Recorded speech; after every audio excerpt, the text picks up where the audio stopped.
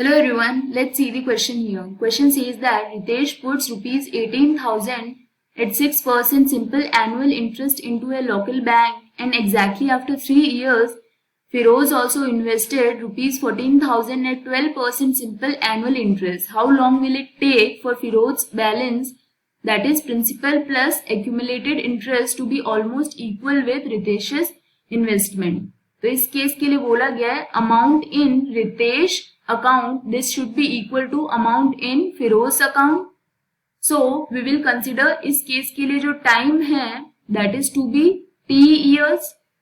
But यहाँ पे बोला गया है कि फिरोज के अकाउंट में जो अमाउंट होगा इन्वेस्ट करेंगे वो 3 साल बाद करेंगे after investing in Ritesh's account.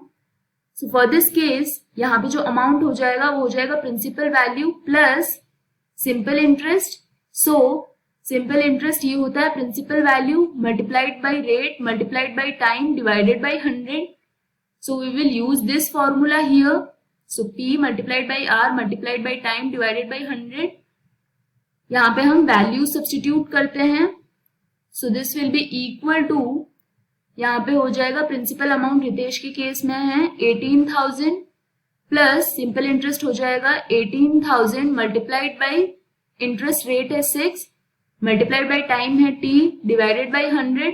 This will be equal to principal value Firoz के केस में है 14,000 प्लस ये हो जाएगा 14,000 multiplied by 12 multiplied by T minus 3. Time यहाँ पे क्या है 3 साल कम है इस केस के लिए और रेट है 12%.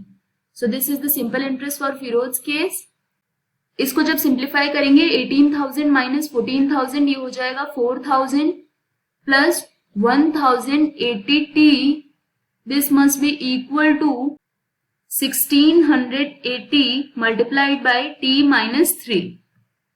सो for this case 4,000 plus 5,040 this will be equal to 1,680T minus 1,080T. Therefore 9,040 ये इक्वल हो जाएगा 600T के. So T this will be equal to 9040 divided by 600 and when we solve this ये हो जाएगा 15.06. That is approximate time इस case के लिए आ जाएगा 15 years. यही हमसे पूछा गया था how long will it take for Firoz balance to equal और almost equal with Ritesh's investment. तो इस केस के लिए टाइम आ गया हमारे पास 15 years. This is the final answer for this case.